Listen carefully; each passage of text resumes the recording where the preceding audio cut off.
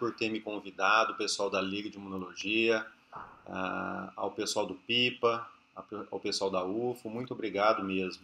Vou tentar aí corresponder a esse tema, né, desafiador que estamos vivendo aí. E espero trazer conhecimentos para vocês nessa área nova. Exercício físico como modulador imune e aspectos relacionados à infecção pelo SARS-CoV-2.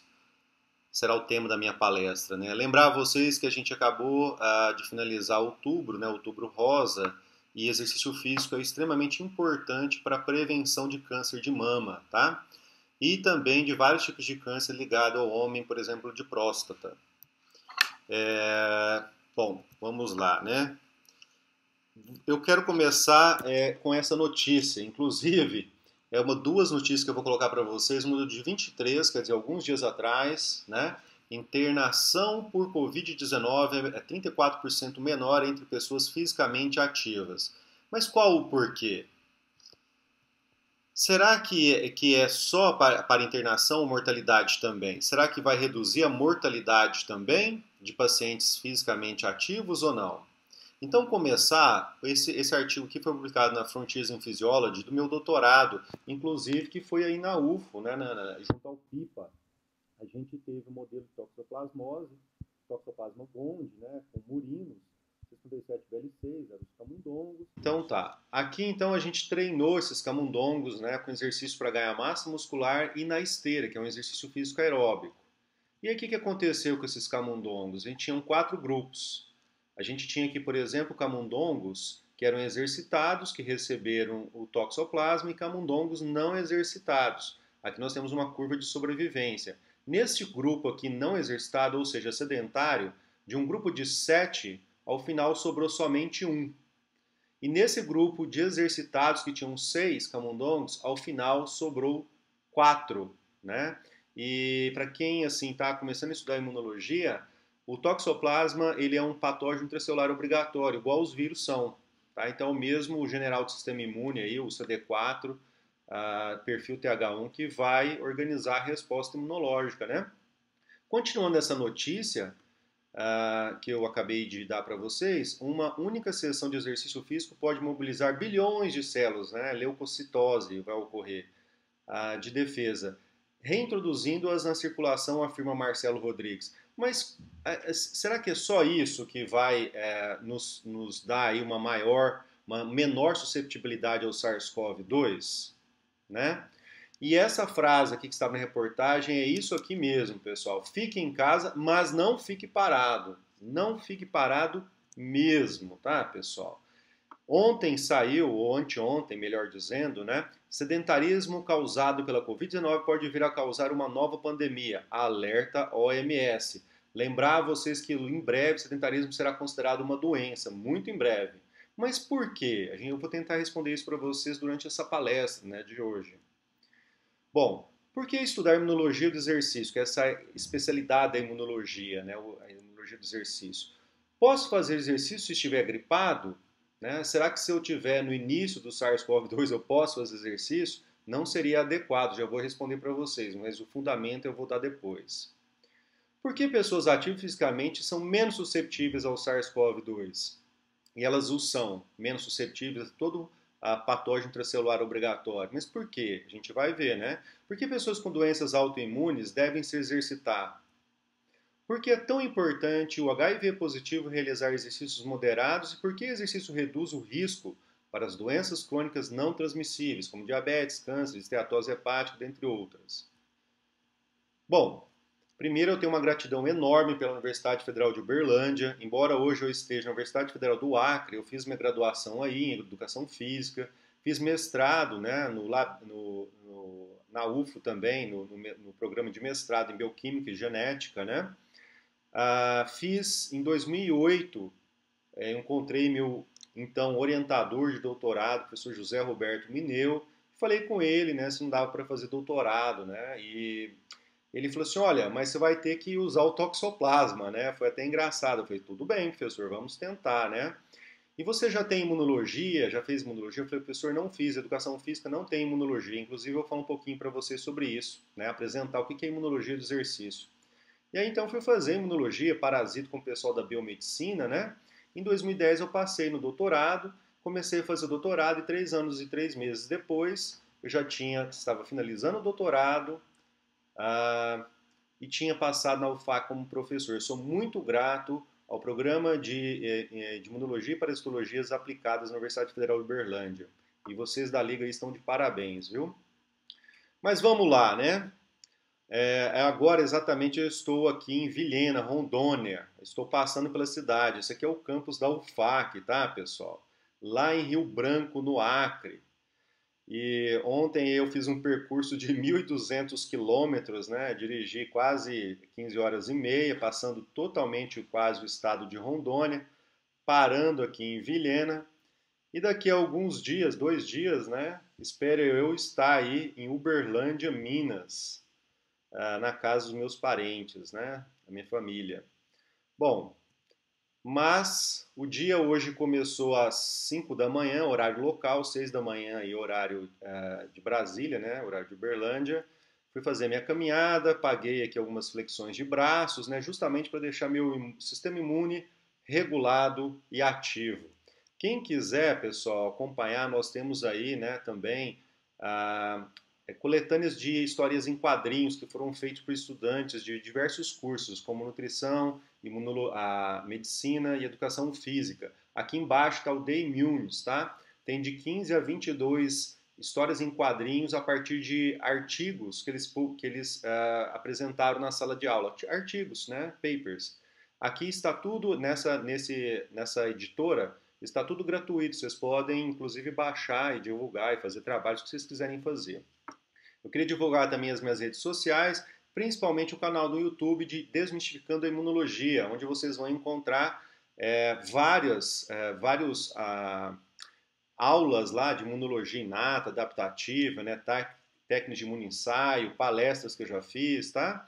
E eu queria falar para vocês isso aqui, eu gravei em março desse ano eu gravei e foi meu primeiro vídeo, até me desculpem, né? Tá meio bem assim, meio rústico, né? Mas eu falava sobre SARS-CoV-2, né? Coronavírus e atividade física naquela época. Então, várias coisas que eu já falei lá, eu vou repetir aqui hoje, né?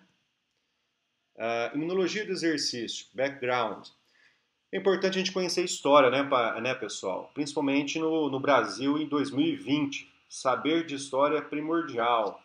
Aqui nós temos então a primeira reunião aí da Sociedade Internacional de Imunologia do Exercício. Esse senhor aqui, o Shepard, ele foi o primeiro presidente. Aqui está o Rinak Northoff, que foi editor durante muitos anos da Exercise Knowledge Review, que é a principal revista nessa área no mundo. E aqui a Pedersen, que é a que criou o nome, por exemplo, de miocinas, que a gente vai falar muito hoje, né? Na imunologia a gente conhece citocinas, que são proteínas ligadas ao sistema imune, fabricadas por leucócitos. As miocinas são fabricadas, então, são citocinas fabricadas por célula muscular. Aí você tem adipocinas por tecido adiposo, hepatocinas por fígado e assim por diante, né? Convidar vocês para se cadastrar na Exercise Knowledge Review, né? Desculpa, na Sociedade Internacional de Imunologia do Exercício. É gratuito, vocês vão ter totalmente acesso a tudo que já foi publicado. Inclusive, pedir para vocês se cadastrarem que a gente vai conseguir passar aí os Estados Unidos, que é o maior número por hora, né? Só 8 ou 10 pessoas à nossa frente aí de associados, né? Em 2013, pessoal, ocorreu em São Paulo o primeiro congresso de imunologia do exercício brasileiro, tá? Do esporte. E tiveram lá presente vários desses medalhões aí da imunologia internacional, imunologia do exercício internacionalmente reconhecidos, tá? Tava lá, por exemplo, o Rinak Northoff. Na época eu estava fazendo doutorado, né, junto com o professor José Roberto Mineu.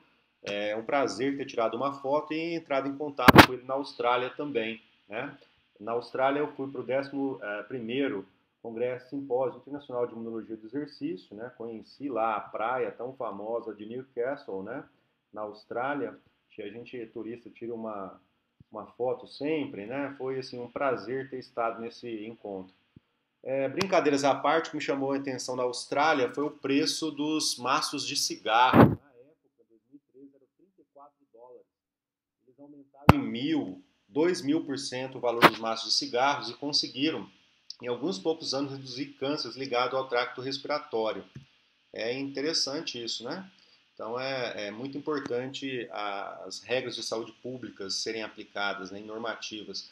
Em 2014, logo antes da Copa do Mundo, né, nem gosto de lembrar da Copa do Mundo 2014 por causa de um 7-1, né?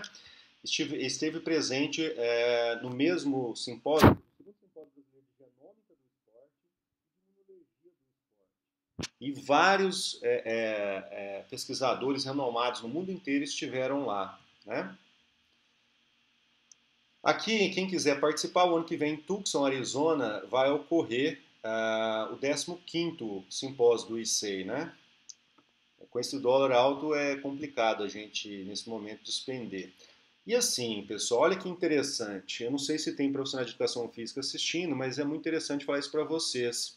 A gente fez um apanhado na época que eu fazia doutorado para saber quantos grades curriculares de curso de educação física tinham imunologia. Pasmem, somente 4. A gente tinha encontrado, então, 1.103 grades, né, currículos ativos, a gente conseguiu 695 grades completas, somente 4. Um curso da saúde só tinha 4 em 2012 que tinham alguma disciplina com imunologia, né? Então não faz sentido nenhum. Aumentou bastante e a gente publicou isso na Exercise Knowledge Review, numa open letter que a gente escreveu, né? A gente publicou lá falando sobre esse resultado aí tão importante, chamar a atenção de ter imunologia nos cursos de educação física, né? A imunologia é um termo novo, exercise knowledge é um termo que nasce em 1980, na década de 80, no início dela. Imunologia a gente sabe que tem aí uma ciência nova também, né? Tem pouco mais de 220 anos, né? 1796 com Jenner, né? É bem interessante. E a imunologia tem revolucionado nos últimos 2 anos. Ela mudou da água para o vinho, com a fenotipagem, citometria de fluxo, fenotipagem de N células diferentes, né? E se a gente jogar no PubMed, em 1968 tinha um artigo relacionado a Exercise Immunology. Talvez tivesse mais, porque eu só procurei com Exercise Immunology. Já em 2018, 2019 já foram publicados 538, 2018 um pouco mais. E 2020 já estava publicado 420 até um mês atrás, tá, pessoal? E já tem artigo, tem um artigo publicado já para ser publicado com essas palavras-chave para 2021. Então esse aqui foi o primeiro artigo que eu encontrei sobre, né, dosagens de proteínas, né, quantitativo imunológico de determinação de 12 proteínas plasmáticas excretadas na urina humana, né, antes e após o exercício. Em 2011, a Exercise Knowledge Review ela publicou 2 coletâneas enormes que me ajudaram muito a entender imunologia do exercício durante o doutorado, porque foi meu primeiro ano de doutorado, né? E eu ali esses dois posicionamentos, né, que são revisões aí que eles publicaram, que inclusive ajudaram muito a Exercise Knowledge Review a chegar em fator de impacto em 2015 ou 2014 de 9,9. Ela manteve nos últimos 5 anos uma média de um 7 fator de impacto. Hoje eu não sei quanto que ela está. Né? Então isso aqui foram 2 artigos divisores de água. E se a imunologia mudou de 2008 para cá, né, com várias descobertas, a imunologia do exercício, assim, tá mudando, ela mudou muito de 10 anos para cá, e nos últimos 5 mais ainda. Né? A imunologia, a gente sabe que imunologia a gente tem sistema imune inato e adaptativo, né? Nós temos os generais sistema imune, os linfócitos TCD4, né? Nós temos os snipers aí, os linfócitos TCD8, as células TCD4 regulatórias, as regulares e também aquelas induzíveis, né? Tanto CD4 quanto CD8 e assim por diante. Então, o sistema imune não é uma disciplina fácil, mas a gente está tentando traduzir isso em conhecimento mais fácil para o aluno de graduação, né? E entre 2008 e 2009, por exemplo, foi descoberto as células linfóides inatas, né? Em 2008 foi descoberto então as T regulatórias, TH17, não mais só TH2 e assim por diante. Isso é muito importante a gente falar isso para vocês, porque quais são as funções do sistema imunológico? As funções do sistema imunológico são 2. Aqui está mais nos cursos de graduação, com quase 99% do conteúdo, se vocês pegarem os principais livros, como o Abbas, Reut, né, o Janeway, é proteção, combater patógenos. E aí a gente consegue então combater aí todas as classes de patógenos, inclusive vírus, né? E é muito importante aqui o estudo de imunologia contra patógenos intracelulares obrigatórios. Eu fiz uma pequena busca no PubMed com SARS-CoV-2 Physical Exercise and Physical Activity, um mês atrás. Hoje pode ter até mais artigos. Então tinham 941 artigos só em 2020. Com HIV tinha 51 e 471, que também é um outro vírus, né, que perturba aí a saúde pública. E a gente tem aqui vários parasitos, tá, pessoal? Como é um programa de imuno e parasitologia, Tegonde, por exemplo, tem 2 artigos, o nosso e um outro artigo publicado em 92. Leishmania tem vários artigos já, Trypanosoma tem vários artigos, e todos aqui, quase que a maioria desses artigos ligando exercício e parasitos são do Brasil, ok, pessoal? Muito importante isso. A outra função extremamente importante do sistema imunológico, que está pouco nos livros, quase não tem nos livros de graduação, é reparo tecidual. Né? Embora os professores tenham falado aí nas aulas, é reparo tecidual, porque o reparo tecidual errado vai levar no reparo de fibrose. E aí nós vamos ter, então, um sistema imune regulado, nós vamos ter funções dos nossos órgãos todas intactas, né? E vai envelhecer de acordo com o tempo, a senescência. No entanto, essa foto aqui eu queria mostrar para vocês, porque aqui está, né, é um meme que a gente fez lá do meu pet, etc. A gente pegou uma foto na internet, mas esse fazia atividade física, esse não, né? Então, o sistema imunológico ele envelhece. Mas eu vou mostrar um artigo para vocês que crianças de 10, 11 anos, se elas forem obesas, elas têm um sistema imunológico que parece de idoso, né? Então isso é relativo. Então o exercício físico regula bastante o sistema imunológico. E aqui, por exemplo, o reparo tecidual. O reparo tecidual de um músculo, por exemplo, de um jovem, ele ocorre muito mais rápido. Geralmente ele ocorre com músculo, né? Reparo com músculo, ativando células satélites, né? Quiescentes, virando mioblastos e assim por diante. E você tem um equilíbrio melhor no tecido, com menos fibroblastos, com menos célula de gordura. Já no idoso, já é complicado. Por que eu estou falando isso para vocês? Nós vamos chegar lá, mas pessoa idosa, ela faz parte do fator de risco, né? Do grupo de risco de SARS-CoV-2, Covid-19. Regeneração muscular e esquelética e impacto do envelhecimento e nutrição. Então nós vamos ver aqui que tem que ter um equilíbrio nesse reparo tecidual. E por que você está falando isso, professor? Porque mesmo que a pessoa saia de uma UTI, ela vai poder ser um DPOC, doença obstrutiva pulmonar crônica. Ela vai ter dificuldade de respirar depois, dependendo qual que foi o acometimento que ela teve, né, no seu pulmão. Mesmo que ela saia da UTI, ela pode aumentar o risco de infarto. Acabou de sair artigo sobre isso, né, bem recente agora, em novembro, sobre a pandemia aumentando números de doenças cardiovasculares. E o exercício físico modula tudo isso, pessoal, principalmente o sistema imune. Então, o sistema imunológico, ele é mocinho ou bandido? Vai depender. Depender muito, por exemplo. Aqui eu fiz uma adaptação numa figura do Janeway, né? E a gente vê aqui, eu coloquei o sistema imune regulado e desregulado. Então, quando o sistema imune está regulado, está em branquinho, geralmente a gente tem o sistema imune como mocinho. Quando ele está desregulado, ele é o bandido. Por exemplo, agente infeccioso, se estiver regulado, a susceptibilidade a um SARS-CoV-2 ela é reduzida. E a gente consegue desenvolver muito mais rápido a resposta imune adaptativa, controlar a replicação viral e até eliminar esse vírus. Se estiver desregulado, não. Né? Substâncias inócuas, então aqui a gente tem as hipersensibilidades. Eu vou falar um pouquinho de asma, que é um outro grupo de risco, né? Órgão transplantado, pessoas transplantadas estão em grupo de risco hoje para SARS-CoV-2, tá, pessoal? Infelizmente, porque elas têm que tomar imunossupressor. No entanto, quero chamar a atenção de vocês, que a gente vai ver isso, que o exercício físico, ao aumentar o número de células T regulatórias, que é um tipo de célula que libera substâncias, citocinas imunossupressoras e inibir diretamente a imunidade celular, né, de apresentação de antígeno, você consegue tomar menos medicamentos imunossupressores, tá? Órgão próprio, então autotolerância, você tem uma melhor tolerância. Tumor, eu vou falar aqui na palestra, você combate melhor câncer, né? Reduz riscos e também como terapia. E o principal que eu acho de tudo isso aqui, tem tudo a ver com o sistema imune, ainda mais em tempos de pandemia, é isso aqui, ó. Senescência e senilidade. Senilidade é o envelhecimento precoce, senescência é o envelhecimento esperado, vamos dizer assim, inclusive do sistema imunológico, né, pessoal? Em 1930 morriam muitas pessoas com doenças infectoparasitárias. Hoje já não morre tanto mais, morre de doenças cardiovasculares, cânceres, etc. E isso aí tem a ver com a desregulação do sistema imunológico, né? Inflamar é bom ou ruim? Depende.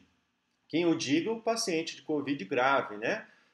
Até porque ele inflama demais e isso aí vai levar ele a um maior risco de morte. Tanto que os corticosteroides que estão sendo utilizados quando o paciente está grave em UTI têm reduzido em 20% em média, segundo um artigo, né?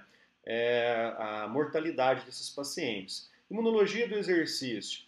Exercício é uma polipílula verdadeira. Eu não sei se vocês já viram isso aqui em alguma apresentação, quem assistiu apresentações minhas, mas o que é uma polipílula? São vários medicamentos numa única pílula, tá? E antes de eu passar aqui, eu queria chamar a atenção, o que me chama a atenção nesse artigo é que ele tem 534 referências bibliográficas. Então é um artigo também aí que eu sempre uso nas palestras porque ele é muito bom mesmo. Quando a gente se exercita, a gente fabrica mais de 10.000 substâncias.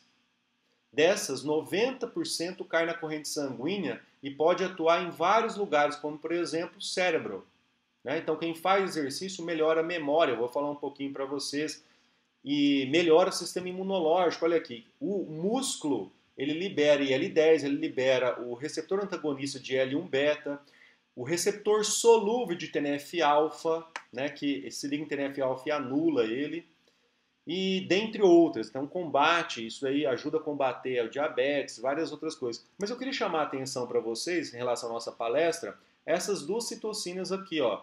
O músculo, frente à musculação, libera tanto o IL-15 quanto o IL-7. A IL-15, ela acelera, né, o metabolismo de gordura visceral. Então, a pessoa perde gordura visceral mais rápido. Isso é bom, porque reduz risco cardiovascular. E a L7 e a L15 juntas, elas têm um principal fator que é aumentar a sobrevivência de células de memória, ok? De linfócitos de memória. Guardem essa informação com vocês agora, por favor. Então, aqui é um outro paper falando de algo similar, né? E aí eu falei para vocês, por exemplo, que já está sendo discutido essa e vai piorar, porque a depressão, eu já dei uma palestra para vocês, né, no primeiro simpósio, está ligada à desregulação do sistema imunológico, né, pessoal? Esse artigo aqui, eu quero que vocês prestem bastante atenção, é muito importante esse artigo. Primeiro, quais são as células citotóxicas, né, que matam o vírus, como por exemplo o SARS-CoV-2? Nós temos duas células, CD8 e natural killer. Né? Então, o estudante de imunologia aí sabe que quem controla patógeno intracelular obrigatório são essas duas células. O pessoal do Simpson, aqui está o Campbell, que era aluno de doutorado do professor Simpson nos Estados Unidos, né? Eles publicaram em 2009. O que eles fizeram? Eles pegaram e rastrearam essas dois tipos de células aqui, ó. Célula efetora e a célula efetora de memória, tá? Então aqui nós temos a citometria de fluxo de células CD8, que são as células citolíticas. Aí, esses numerozinhos aqui, para quem não conhece citometria, é porcentagem, tá? Então eu queria chamar a atenção de vocês, ó. Aqui é antes de fazer o exercício, o paciente antes de fazer o exercício. Aqui ele fez exercício e o sangue dele foi coletado até no máximo 2 horas depois. Olha o que ocorreu aqui, um aumento bem expressivo, né, de células efetoras, assim como também um aumento expressivo de células efetoras de memória. Ou seja, o sistema imune, logo após uma sessão de exercício físico, ele tem leucocitose, aumenta muito a concentração de células no sangue, né, dos leucócitos, e aumenta a imunovigilância. Por quê? Porque essas duas células aqui, esses dois tipos celulares, vão vigiar o tecido. Então, quando a gente faz exercício, o nosso corpo entende que a gente está indo para ou vai fugir ou vai lutar, e a gente vai estar mais em risco em relação a algum tipo de patógeno, tá? Esse mesmo grupo me chamou muito a atenção, daqui a pouquinho eu explico para vocês, aqui está a parte de leucocitose, tá? Em relação às concentrações. Esse mesmo grupo me chamou a atenção nesse mesmo artigo, desculpa, Porque eles também olharam células natural killers. Então, quais são as duas células? Eu falei de CD8. Então, aumentou os dois tipos celulares CD8 necessários para encontrar um vírus. Mas também aumentou estrondosamente, 600%, eu não lembro agora de cabeça, a quantidade de células NK-DIM, que são as células NK citolíticas, tá? Que combate ali patógeno intracelular na falha, vamos dizer assim, na falha, né? Vamos dizer assim, de um CD8. Olha a concentração aqui. Isso frente a um exercício um pouco mais intenso, de alta intensidade, tá, pessoal? Mas mesmo um exercício de baixa intensidade, ele aumentou bastante aqui a concentração desse número de células aqui, naturais killers. Então, de novo, leucocitose e aumenta a imunovigilância.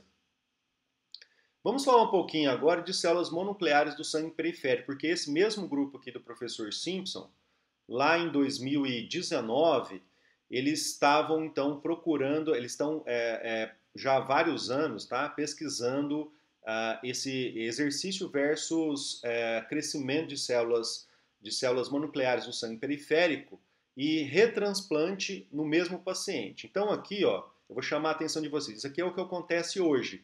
Você vai lá, né, você coleta sangue do paciente, aí você tem dois caminhos. Um é um método de isolamento das células que você quer, e aí você faz então o aumento dessas células e transplanta, coloca no paciente que vai receber. Se for o mesmo paciente ou se for outro paciente, né? Mas daí tem que ter compatibilidade HLA. O outro, você vai então pegar essas células, colocar aqui, né? Aqui, desculpa, o que eu acabei de explicar é esse aqui, ó. Você pega essas células, multiplica, né, em laboratório essas células e implanta num segundo paciente. Aqui é o doador. Aqui é quando você tem então um doador para uma outra pessoa, tá? Nesse caso aqui tem a variável que o receptor pode ser o doador dele, então ele pode fazer uma sessão de exercício de bicicleta, ok? Mas o que eles estavam pesquisando? Quando a gente faz exercício não tem leucocitose, inclusive aumenta estrondosamente essas células dispostas aqui no sangue, inclusive vai aumentar as células específicas para vírus, como o CD8, por exemplo, né? Vai aumentar. Então o que eles fizeram? A pessoa fazia um exercício, aí se coletava e implantava, ou se fazia exercício, se multiplicava essas células em laboratório, tá? A mesma quantidade, e vocês vão perceber que mesmo pegando a mesma quantidade que eles representam com 4 células, a replicação das células eram muito maiores, vindo de uma pessoa que acabou de exercitar. Então, isso é muito importante para nós também, né? E olha que legal, nesse mesmo artigo do pessoal do Simpson, do professor Simpson, eles querem coletar as células, não querem? Mas quais células? As células, por exemplo, que apresentam CD34, porque são as células que vão migrar para os tecidos. O CD34 é uma selectina, então vai fazer o processo de apedese, né? Entrar, sair do sangue e entrar no tecido. Só que tem um problema, né, pessoal? Para você coletar essas células, mesmo que você fizesse exercício, aqui tá, então, também tem o estímulo por GCSF, né? Que é para aumentar ainda mais esse número de células. Então aqui estava 100 esse estímulo, conseguia então com exercício coletar, e aqui está com o GSF, né? GCSF. Aumentava muito essas células. Mas o que eu quero dizer para vocês? Tá vendo que se eles fossem coletar de uma pessoa sem se exercitar, muitas células iriam ficar pregadas aqui, inclusive os autores discutem isso. O próprio aumento de débito cardíaco, aumento da pressão arterial e a força de cisalhamento hemodinâmica faz as células se despregarem. Então, quando ele vai lá com a seringa e coleta o sangue do paciente, mesmo que ele não tenha passado por esse tratamento, vai ter muito mais células disponíveis para eles pegarem.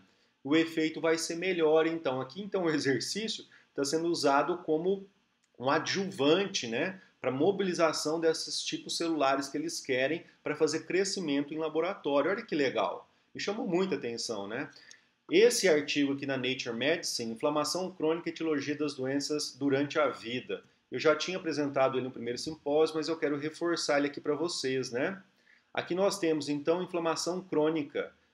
sistêmica. O que gera essa inflamação crônica sistêmica, essa primeira engrenagem? Eu posso estar, por exemplo, infectado com um parasito, eu posso estar infectado com um vírus, tá? E vai gerar essa inflamação crônica. A inatividade física também gera muito essa inflamação crônica. Se for com obesidade, então, que é muito comum, mais ainda, a disbiose, a alimentação, o estresse, né? Essa pandemia tem muita gente estressado, né? Falta de sono adequado, xenobióticos, tudo isso daqui vai girar essa engrenagem que vai então ser o quê? Uma inflamação crônica sistêmica, que vai gerar doenças a síndrome metabólica, doenças cardiovasculares, câncer, depressão, que eu havia falado para vocês.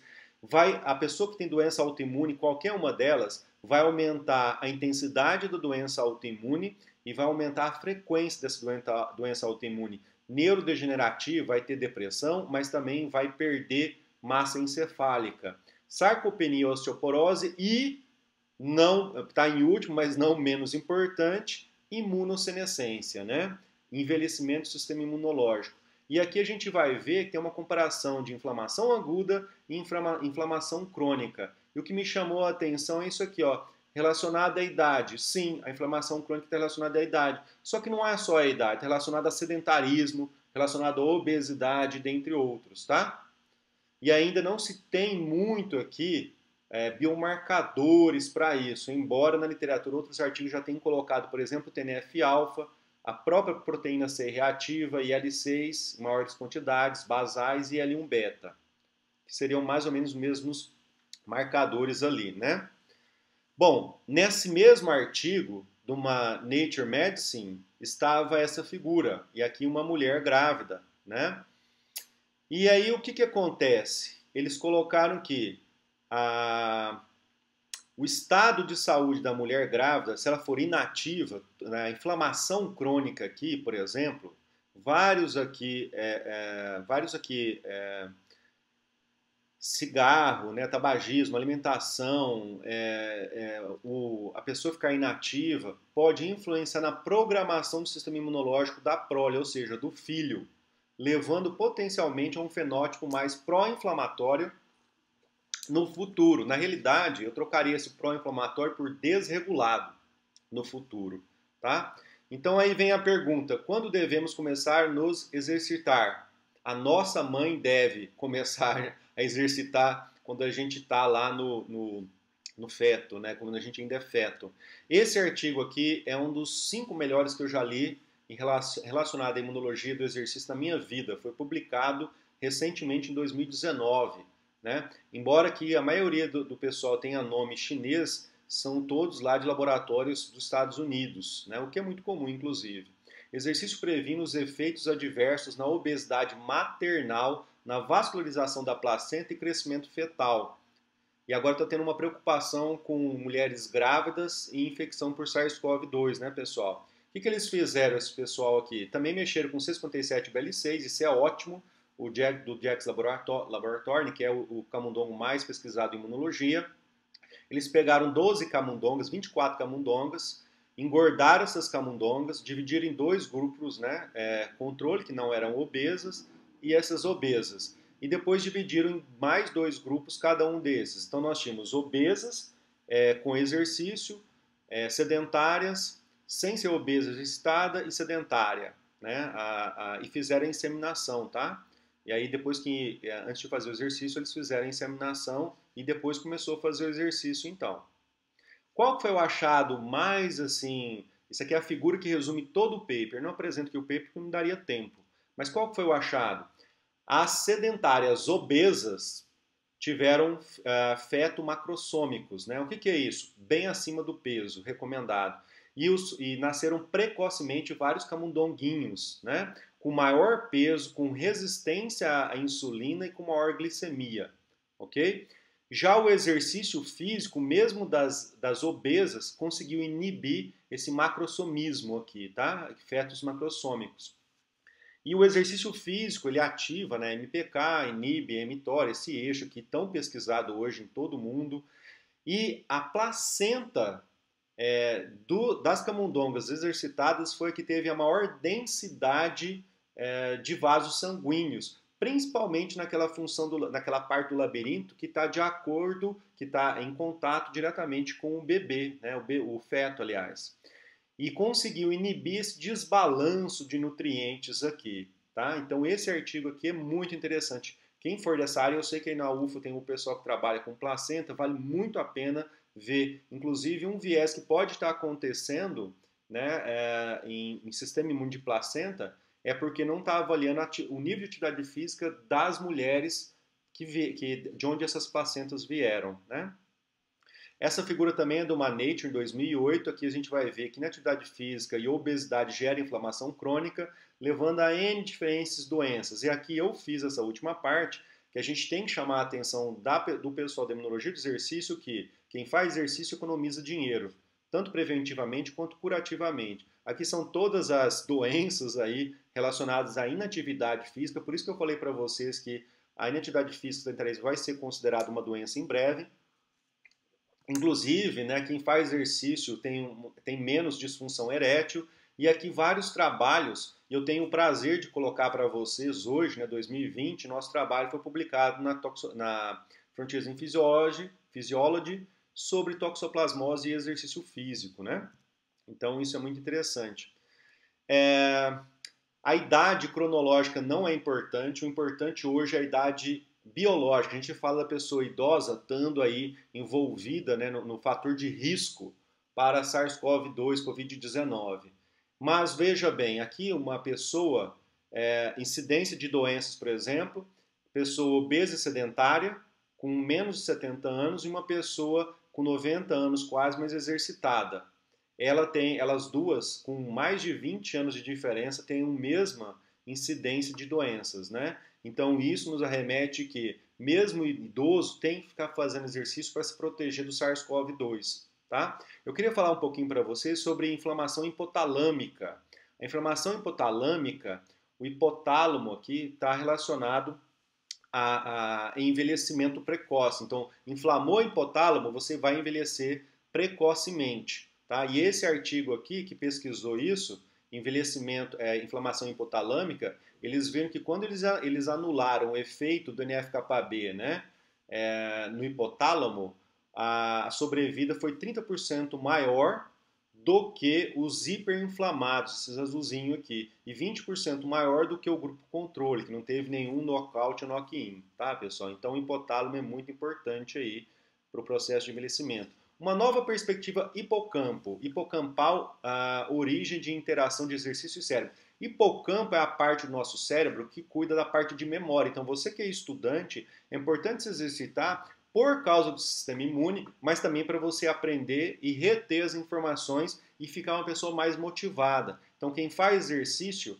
com o passar dos anos, tende a não perder massa hipocampal, inclusive melhorar, aumentar a massa hipocampal até certo ponto. Porque o músculo vai liberar diferentes tipos de proteínas, né, como irisina, que combate Alzheimer também, dentre outras aqui. O BDNF, além de catepsina B, que vai estimular a fabricação de BDNF aqui no cérebro, e isso vai ajudar a manter e aumentar o hipocampo. Aqui é um estudo da Science, né, sobre restrição calórica. Lembrando vocês que restrição calórica, exercício físico e, por exemplo, fármacos que atuam em cima de AMPK, como a metformina, estão aí prospectados para envelhecer menos as pessoas, né? Então aqui, ó, quem é mais velho aqui? Na realidade são dois macacos idênticos, eu falo idênticos da parte da idade, né?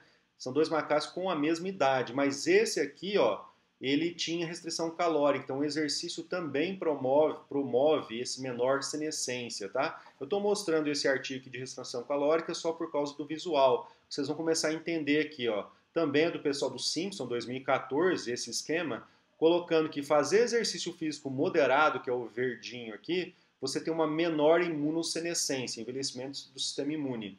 Se eu for sedentário, eu vou envelhecer mais rápido. E se eu for um atleta que faz aí 6, 7 horas de exercício por dia, 6 dias na semana, um atleta de ponta mesmo, durante aquela minha fase que eu sou atleta, eu vou tender a ter um sistema imune mais envelhecido, mas isso é recuperável dependendo da idade. Aqui nós temos conhecimentos atuais, né, e novos desafios da imunologia do exercício. E aí é um gráfico mais ou menos similar àquele lá, né? Conforme tem aqui a função, vai decaindo com o envelhecimento. Mas eu não estou falando de pessoas idosas, estou falando de envelhecimento, qualquer idade, tá? Daqui a pouquinho eu mostro para vocês. Pode o exercício afetar a função do sistema imune para aumentar a suscetibilidade à infecção? Com certeza, inclusive do SARS-CoV-2. O exercício físico é uma polipílula, então a dose certa é exercício moderado. Até hoje, de 150 a 300 minutos de exercício moderado por semana e com duas sessões de exercícios resistidos por semana. Se eu for sedentário ou extremamente treinado, eu vou colocar minha imunovigilância, vou ter menos imunovigilância e vou ter mais risco de doença, tá, pessoal? Esse artigo aqui ele traz também várias células, é uma revisão, né? E eu queria chamar a atenção de vocês. Tudo que tem em vermelho aqui, então, seriam com a imunossenescência, o envelhecimento. E eu queria chamar a atenção que pessoas que fazem exercício físico aumentam a célula T regulatória, por exemplo, na asma vai desencadear menos asma, né? E reduz esses marcadores propostos pelo artigo, que eles chamam de geroncinas, ou citocinas ligado à idade, reduz citocinas ligado à idade, tá, pessoal? Bom, vamos passar aqui. Direta e indiretamente, o exercício estimula a produção e liberação de cortisol. Cortisol é o principal hormônio imunossupressor. O músculo é uma glândula endócrina, né? Inclusive a principal quando você é ativo. E ele se relaciona com o sistema, como sendo uma glândula endócrina, assim como o tecido adiposo, se relaciona com o cérebro, com o microbioma, com o sistema imunológico, tá? Então, de forma indireta, a IL-6 lá no núcleo paraventricular hipotalâmico manda liberar a CRF, que vai lá na hipófise anterior liberar CTH, que vai lá na adrenal mandar liberar cortisol. Só que em 2017, se não me falha a memória, esse artigo aqui comprovou que também IL-6, vinda ou não vinda do músculo, vai diretamente na adrenal, aumentando a liberação e produção de cortisol, tá?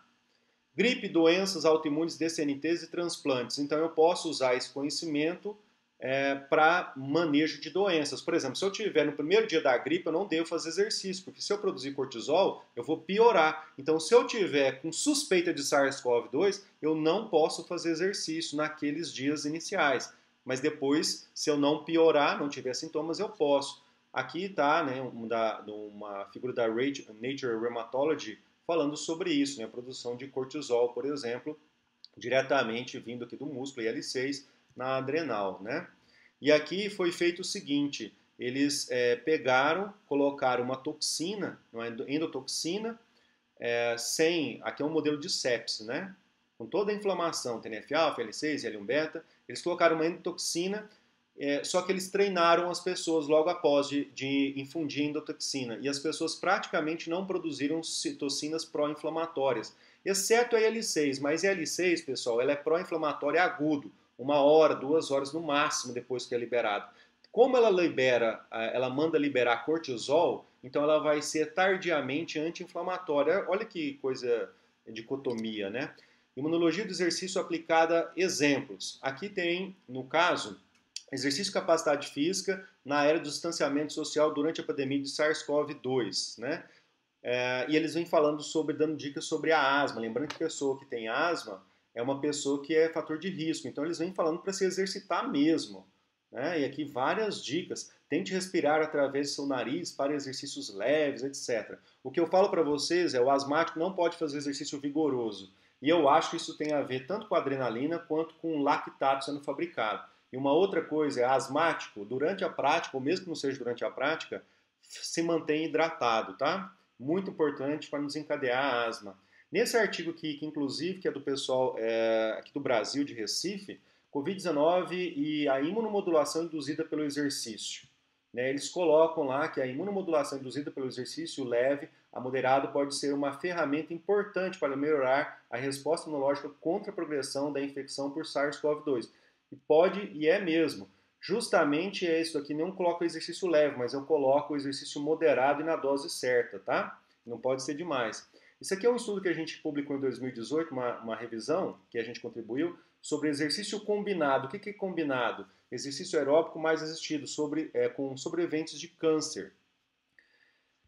Exercício e tumor, né? O microambiente tumoral. O exercício hoje, se você faz exercício, reduz tanto a incidência de câncer, tá? Os riscos de câncer sólidos, por exemplo, de mama, e mesmo tem vários grupos pesquisando o exercício durante a quimioterapia e radioterapia, porque melhora, equilibra o sistema imune, né? Não vou ficar falando muito, mas a obesidade prejudica a resposta imune adaptativa contra o vírus da influenza. Vírus. A obesidade prejudica a resposta imune contra um vírus da influenza. Ou seja, é um vírus. E a obesidade, é claro que vai prejudicar. Lá em março eu já falava sobre isso. A obesidade prejudica. Pessoas obesas devem ser consideradas fator de risco, né? E recentemente, pessoa obesa foi considerada fator de risco para SARS-CoV-2. Aqui na Frontiers in Pediatrics, obesidade pediátrica e sistema imune. Por que eu estou falando de criança? Daqui a pouquinho eu vou falar para vocês.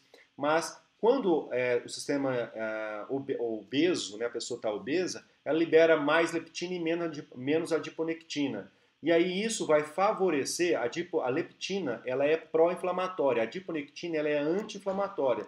Então, quando a célula adiposa está pequena, libera muita adiponectina. Quando ela está grande, libera pouco adiponectina e muito leptina. Isso aqui vai inflamar todo o corpo, fazendo uma inflamação sistêmica crônica. Isso é péssimo, porque desregula o sistema imunológico, tá, pessoal? E aí, eu pergunto para vocês, né? Obesidade, hiperresponsividade das vias aéreas. Se a pessoa for obesa e asmática, vai ficar mais suscetível ainda ao SARS-CoV-2, né? E a pessoa obesa que adquiriu o SARS-CoV-2, como vai ficar depois o reparo tecidual nos tecidos dela? Por exemplo, como o pulmão, né? Vai tender a ter um reparo maléfico. Aqui nesse artigo, que pegou crianças obesas, me chamou a atenção, crianças de 9 a 11 anos, tá? Me chamou a atenção o seguinte, você tinha grupos sedentários e exercitados, obesos e não obesos. As crianças sedentárias obesas tinham menos Treg, menos CTLA4, mais linfócito T efetor, menos IL-35 e menos IL-10. O que isso quer dizer? Crianças de 10 anos tendo maior risco de DCNTs, alergias, autoimunidade e doenças neurológicas. Isso é muito grave. Chamar a atenção de vocês aqui para linfócitos T, né, que todos os linfócitos T, menos o naive, por exemplo, tanto de CD8 quanto CD4, tem receptor para IL-15. Então, aquilo que eu estava falando para vocês, que musculação manda liberar, né, IL-15. Isso vai manter as células de memória. A vitamina D também. Combate a osteoporose, a obesidade e exercício. Quando a gente fica obeso, a gente também fica obeso dentro dos ossos, tá, pessoal? E isso é péssimo, porque a gente vai ter um maior grau de osteoporose. O exercício físico é capaz de reverter esse estado, tá? Então, será que essas crianças obesas terão mais risco de osteoporose? Aquelas que eu acabei de falar no outro artigo? Com certeza vai ter, né? Fatores que influenciam na resposta imune a vacinas. Eu estou quase acabando, tá, Laura? Preste atenção nessa parte aqui. Quais são os fatores que influenciam a resposta às vacinas? A gente tem várias candidatas a vacinas, mas eles não estão fazendo, querendo saber quão exercitadas essas pessoas dos grupos que eles pesquisaram são. E exercício físico está entre os fatores que aumentam ou diminuem, se a pessoa for sedentária, a eficácia à vacina, tá? Então isso é muito importante que a gente coloque aí, dentre outros fatores que estão aqui. O exercício físico agudo induz a mobilização periférica de células dendríticas plasmocíticas, né, no sangue. O que isso quer dizer? Então eles pegaram antes e depois de 20 minutos de ciclismo e foram analisar as células dendríticas, né, até 30 minutos após, e eles viram o seguinte, que a mobilização no sangue foi liberado muitas células plasmocíticas, né? E aí eles viram então que essas células plasmocíticas, só lembrar a vocês, que elas liberam interferon gama, e interferon gama aumenta então a diferenciação de CD4 e aumenta a expressão de MHC classe 1 e MHC classe 2. Aumenta a imunovigilância, né, pessoal? Isso é muito importante. Então o que isso quer dizer? Vamos nos exercitar, até mesmo tanto para proteger o sistema imune, regular ele, ou até mesmo se for para receber uma vacina, né? Só que isso não está implantado hoje, mas possivelmente vai ser implantado. A adrenalina que a gente libera durante o exercício físico mobiliza as células para aumentar aqui a nossa imunovigilância, tá, pessoal? Eu estou terminando, tá? Só um momentinho. Então nós temos aqui, ó, essas células que eu falei para vocês de imunovigilância. Professor, microfone. Opa. Voltou o microfone? Isso, voltou agora, porque às vezes estão... Ah, entendi. Então todas as células ali aumentam a imunovigilância, tá? Considerações finais. Desculpa ter passado um pouquinho do tempo, mas é muito importante. Por que estudar a imunologia do exercício? Então, durante a palestra, vocês viram isso. O exercício, assim como probióticos e pré-bióticos, ele regula, aumenta as células T regulatórias, diminui tudo que é pró-inflamatório e aumenta o que é anti-inflamatório e aumenta o número celular aí para controlar e regular o sistema imune para quando for precisar agir, reagir de forma correta, né? Então a imunovigilância, o exercício físico moderado é muito importante para regular o sistema imune, tá, pessoal? Só chamar a atenção de vocês que hoje no Brasil quase não se tem educação física escolar e isso é um problema grave que vai vir, já está vindo e vai piorar com o tempo, porque é muito importante que as crianças fiquem exercitadas. Sedentarismo já é uma doença, só falta ser oficialmente reconhecida, tá? Isso é importante. Então, para finalizar aqui, a gente tem exercício como uma polipílula, que tanto para matar rapidamente o SARS-CoV-2, quem for exercitado, cronicamente exercitado, vai fazê-lo. E se mesmo assim o SARS-CoV-2 conseguir se replicar e você ter um acometimento da Covid-19, você vai reduzir tanto que a gente viu ali internação, mas também possivelmente a letalidade, vai morrer menos pessoas ativas. Agora o último slide. Imunologistas, quem estiver assistindo essa palestra e for imunologista, procure aí na sua universidade os profissionais de educação física, professores, né, alunos, e deem as mãos, tá? Para que a gente possa aí publicar bastante nessa área. Tem muita coisa que pode ser publicada nessa área e levantar, né, levar à luz da ciência resoluções aí, vocês viram diversas na área de patologias, né? Não só a parte de rendimento. Eu queria agradecer especialmente o professor José Roberto Mineu, que em 2008 me possibilitou fazer meu doutorado aí com vocês, no PIPA. E isso mudou totalmente a minha vida, né? Então, na época, ele era um imunologista, ele não sabia quase nada de exercício físico, e eu também, na época, não sabia quase nada de imunologia, né? Nós demos nossas mãos, e ele me ajudou e eu ajudei, né, a fazer o processo, e até hoje eu sou muito grato a ele, que nós somos colegas de trabalho agora no nosso mestrado, né? E ele tem me ajudado muito até hoje. Então, muito obrigado, professor José Roberto Meneu. Obrigado a todos que estão assistindo aí. Um grande abraço a vocês. Eu fico aberto a perguntas, então. Professor, obrigada. A Liga de Imunologia eu gostaria de agradecer, juntamente com o PIPA, pela sua presença, né, e pelo tempo disposto aqui no nosso evento. Com certeza a sua palestra foi muito enriquecedora para todos nós. E agora eu vou abrir para perguntas. A primeira pergunta é da Tássia. Me ouvindo? Tô. Tá, a primeira pergunta é da Tássia. E ela diz: bom dia. Quando minha mãe esteve internada por conta do Covid, juntamente com a medicação, a médica receitou alguns exercícios que ela devia fazer 3 vezes ao dia. Eram exercícios pulmonares, pelo que entendi. Pode me dizer como isso ajuda? Minha mãe é asmática. Os outros pacientes não faziam esses exercícios. Olha, na realidade, todos os pacientes, inclusive a fisioterapia, não sei se tem algum fisioterapeuta aqui, mas paciente internado em UTI, isso já tem, o pessoal da fisioterapia de vez em quando faz isso, né?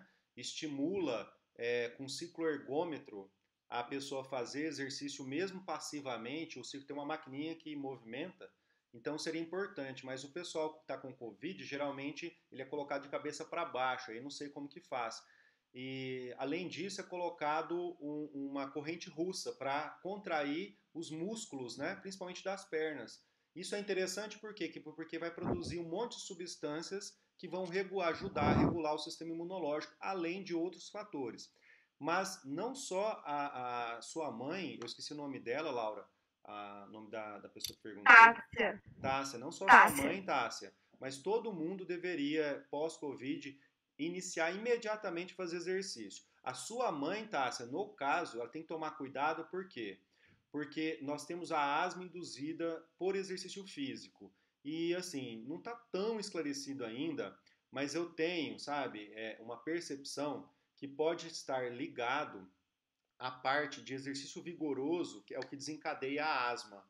Então, assim, pode estar ligado tanto à maior produção de adrenalina, mas eu acho que não é só isso, não. Eu acho que é a produção de lactato e hidrogênio. O exercício vigoroso, ele causa uma hipóxia no músculo, e o músculo tem que produzir, então, acelerar a glicólise, e ele vai produzir, então, lactato, e junto nas lançadeiras lá do MCTs, vai mandar hidrogênio e lactato. E eu acho que isso é um fator que pode, talvez, acelerar essa asma induzida pelo exercício físico, tá? Eu vi algum artigo questionando isso, mas eu acho que isso daí seria interessante. Então, a sua mãe tem que fazer exercício, mas tomar cuidado para não fazer um exercício, vamos dizer assim, mais extenuante nesse caso, para não desencadear a asma. E se ela desencadear a asma, aí tem aquelas precauções, né? Tá com a bombinha, a sua mãe tem que ficar bem hidratada, tá, Tássia? É muito importante para não desencadear, porque o próprio exercício ele faz a perda de água, né? Então é muito importante isso, tá? Tem mais alguma coisa? Próxima pergunta é da Bárbara. Tem algum estudo mostrando que crianças sedentárias e ou obesas que pegaram Covid tiveram um quadro mais grave?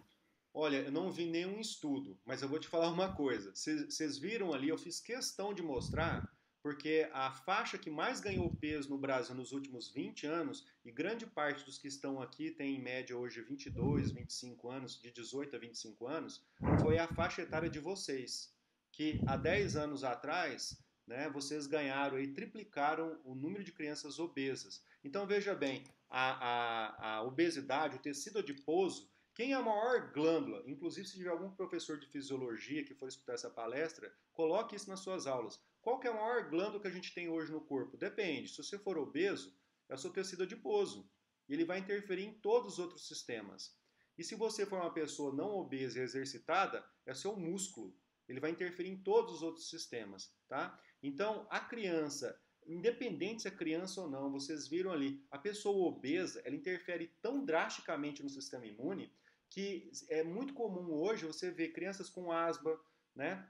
E asmas graves, mais frequência, crianças tendo diabetes, adolescentes de 13 anos, Laura, com diabetes tipo 2, que é a resistência à insulina, nada mais é que fosforilação no IRS1, que é aquela proteína de baixo lá do receptor de insulina, por quinases ligadas ao sistema imune, a inflamação do sistema imune.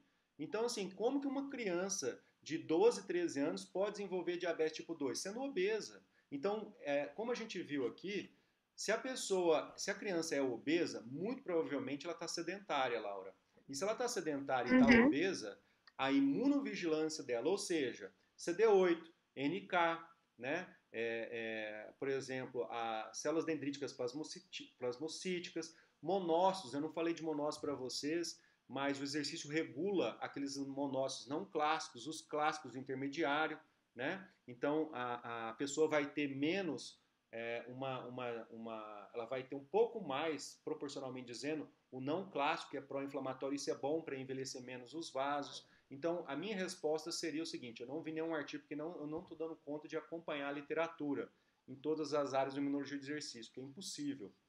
Mas eu chutaria que sim, essas crianças têm mais susceptibilidade a desenvolver. Se ela fosse desenvolver um caso leve, às vezes ela vai para um caso moderado, tá? Porque crianças têm menos ECA2, né, na superfície da célula, que é a porta de entrada para o SARS-CoV-2 através da proteína spike, né? Obrigada. A próxima pergunta. Existe algum suplemento alimentar que auxilia na recuperação da Covid-19? Vi uma carta ao editor que recomendava creatina na recuperação pulmonar por infecção por SARS-CoV-2. Eu desconheço creatina, mas tem uma coisa muito boa, tá? Se você for ler medicina hinduísta, se você for ver os astecas, se você for ler material sobre medicina de astecas, se você for ler medicina chinesa, qualquer coisa, eles falam para o paciente tomar sol. Mas por que tomar sol? Porque vai produzir vitamina D. E aí, eu dou aula na nutrição também, mas fazia uns 3 anos que eu não estava acompanhando a literatura de vitamina D, que é um hormônio relacionado ao sistema imune. Eu vou te falar uma coisa, Laura. Assim, explodiu o número de artigos na literatura com vitamina D e sistema imune. E é fantástico. A vitamina D, junto com o exercício, né, ela regula assim, rapidamente o sistema imunológico. Então, se eu tivesse que falar alguma suplementação, seria duas coisas. Se a pessoa não tem uma dieta rica em provitamina D, então pedir para o médico prescrever a provitamina D e tomar sol, Laura. E se alguém aqui da medicina estiver me escutando, né, se alguém estiver escutando essa palestra, leva o paciente para tomar sol, tá? Para ele fabricar a vitamina D. A vitamina D é muito importante na imunomodulação e resposta imunológica contra patógenos intracelulares, como o vírus do SARS-CoV-2. É importante isso. Agora, sobre creatina, eu desconheço. Muito obrigada, professor. Outra pergunta. Então, dá para afirmar que pessoas sedentárias no geral, sem ser obesas, é fator de risco? Também. Laura do céu, com certeza. E sabe o que é interessante? Eu falei isso em dia 27 de março, está gravado lá no meu canal do YouTube, que o sedentarismo deveria ser colocado como fator de risco. Hoje, dia 26, né, sai uma matéria, dia 23, sai uma matéria falando da menor internação. Possivelmente, daqui a uns dias, vai sair matéria falando sobre a menor letalidade em pessoas ativas. Né? Com certeza, o sedentarismo, Laura, se você tem uma glândula que chama músculo, libera mais de 10 mil substâncias, 9 mil cai na corrente sanguínea, e você não ativa essa glândula, o que você vai ter, Laura? Se você não ativasse a hipófise, você ia ter uma doença ligada à hipófise. Né? E sei lá, se você não ativasse a adrenal, você tem uma doença ligada à adrenal. Se você não ativa músculo, você vai ter uma doença chamada sedentarismo. A obesidade foi reconhecida há uns 10, 15 anos atrás como doença. O sedentarismo já está na hora, já passou da hora de ser reconhecida como uma doença. Inclusive a gente colocou num dos papers que a gente está publicando, a gente colocou esse pensamento aí, né? essa hipótese aí da comunidade médica considerar sedentarismo como uma doença. E com certeza a pessoa vai ficar mais suscetível, né, ao SARS-CoV-2. Ok. Essa pergunta é minha. E o paciente que está recuperando de uma cirurgia bariátrica já emagreceu e está saindo da obesidade? A sua susceptibilidade é menor do que um obeso? Olha, eu chutaria que não. Sabe por quê? Porque se ele já emagreceu, ele já está interferindo menos negativamente no sistema imunológico. E isso é muito importante, a gente emagrecer, né? A gente não ter... Não sei se vocês acompanharam que eu falei muito rápido, mas a célula adipositária, ela interfere diretamente em todos os outros sistemas. O sistema imune, endócrino, né, em outras células endócrinas, microbioma, que eu nem falei muito hoje aqui, mas assim, eu chutaria que não, que ele está menos susceptível. Embora, Laura, tem que tomar cuidado, acompanhar o complexo B, tá? Que está ligado a várias atividades corporais, de metilação, etilação, etc. Né? Então, a pessoa que faz, dependendo do tipo de cirurgia bariátrica, ela vai ter menos absorção de proteínas vitaminas do complexo B, tá? Naquela via da homocisteína, né, etc e tal. Então, eu chutaria que não. Tem mais alguma pergunta? É a última agora. Essa suplementação de vitamina D seria somente para pessoas com deficiência de vitamina D? Olha, eu acho que sim, porque o excesso também de vitamina D, né, tudo que eu penso o seguinte, vocês viram ali, né? Se a pessoa fizer exercício na hora errada ou fizer muito exercício, vai desregular o sistema imune, né? Tem um artigo que eu não olhei essa parte, mas ele trata de excesso de vitamina D. O excesso estrondoso de vitamina D talvez não seja algo bom, mas a maioria das pessoas, inclusive aqui no Brasil, grande parte das pessoas, inclusive no Brasil, não estão pegando sol, Laura. Por incrível que pareça, olha que o Brasil Exatamente. é um dos países mais iluminados de sol no mundo, né?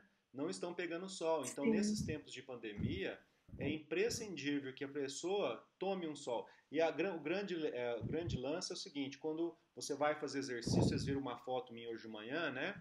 Quando eu saí, o sol estava começando a aparecer, quando eu estava chegando, ele já estava mais alto. Quando você faz exercício, você geralmente toma mais sol, né? Então, as pessoas exercitadas, elas geralmente, por diferentes motivos, elas têm uma maior, vamos dizer assim, concentração de vitamina D no corpo, né? Eu acho que é importante isso daí, tá? Mas eu Tá queria bom. enfatizar o seguinte, só para a gente finalizar aqui. O pessoal da imunologia, por favor, entre em contato, aquilo que eu coloquei ali, né? Me estendo a mão, como o professor José Roberto Mineu uma vez me fez, e deu muito certo. E há 10 anos atrás, quase não se falava em imunologia do exercício. Hoje, se vocês olharem, e eu mostrei, que tentei mostrar o máximo possível para vocês, hoje, imunologia do exercício, o profissional de educação física, que agora algumas universidades já começaram a colocar imunologia na grade curricular, né? O profissional de educação física, ele literalmente hoje ele é saúde e precisa entender de imunologia, mas o imunologista que sabe muito imunologia tem que se aproximar vamos dizer assim, da educação física, né? Fisioterapia também, para que possa fazerem mais e mais trabalhos. Tem muitos trabalhos aí que podem ser feitos, Laura, tá? Que a imunologia do exercício ainda não conseguiu realizar, né? Por N problemas. O principal deles é que geralmente o imunologista ele tem uma graduação que às vezes é biomedicina, farmácia, biologia, né? E às vezes ele não entende muito de exercício físico. E como eu mostrei para Sim. vocês, o pessoal da educação física geralmente não tem imunologia. Você veja, eu fiz minha imunologia em 2008 com a biomedicina. Eu já era graduado desde 2000, já era professor, já tinha mestrado para fazer imunologia. Então, para que se converse os dois, vão surgir excelentes trabalhos. E eu queria falar para vocês que o Brasil está na ponta. Vários trabalhos de imunologia do exercício têm sido publicados por brasileiros, tá? Com excelentes assim resultados. Então é essencial hoje que a gente invista em imunologia do exercício. Professor, agora é a última de verdade, é da Ellen. Os dados mostram que o exercício estimula a ativação de células TCD8 positivo. Pensando na Covid-19 e a função citotóxica dessas células, os indivíduos que praticam exercícios físicos podem ter maior dano pulmonar nessa doença? Não. Quem foi a Ellen? É pelo contrário, Ellen. Isso. Olha só, o reparo tecidual em pulmão, e depois eu queria que você falasse de vacina, me lembrasse, fala assim para mim, vacina, tá, Laura, para não esquecer. O Tá. reparo tecidual, né, primeiro, você vai ter mais efetores. Só que esses efetores, vocês vão ter também as células CD8 induzíveis, regulatórias, tá? E além de outras também, como CD4, né, T regulatória. Então, no reparo tecidual, o que vai ocorrer? Você regula aqueles tipos de monócitos não clássicos, os clássicos e os intermediários, e aí o reparo vai acontecer, tende a acontecer com o próprio tecido, ou seja, se a pessoa for exercitada, quando ela tiver a COVID, se ela tiver a COVID, primeiro ela vai tender a ter uma forma menos grave da COVID. Segundo, o que eu queria dizer é que o pós-COVID, no reparo tecidual, vai ocorrer com mais tecido daquele tecido. Por exemplo, se ela teve dano no pulmão, ela vai tender a ter menos fibrose no pulmão. Isso é muito importante. E por que eu falei para acho que é Thaís, eu não lembro o nome dela, Tássia, né?